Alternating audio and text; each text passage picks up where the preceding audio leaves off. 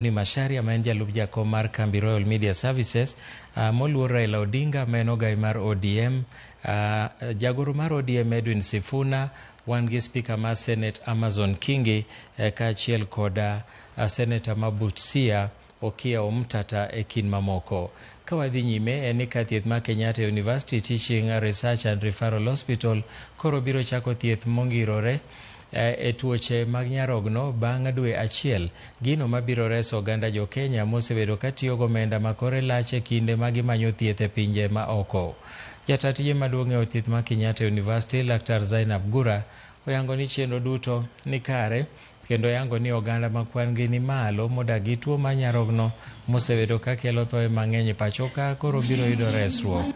Laktar John Jogu ma bende ne ochung' ne tuoche mag nyarogno e kar thiethno bende okwayo oganda jo Kenya mondo owuog oko mar ng'eyo chal margi kaluwore gi tuoche mag nyarogno.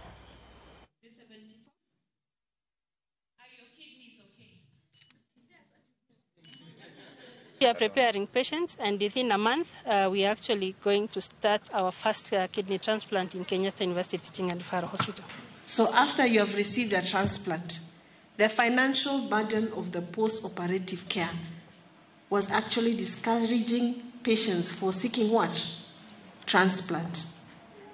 So one thing again to be thankful for is that the Social Health Authority is covering the pre-operative, the operative and the post-operative. Wakati nilikuja hapa nimetibiwa kwa sababu hata vile nilikuwa mbaya zaidi, hata singejipeleka na mikono, hata singejipeleka hata na miguu. Hata nilikuwa napelekwa na kitanda tu. Lakini finally mimi ndio huyu, niko na miaka 6 nikiwa hapa KU Referral.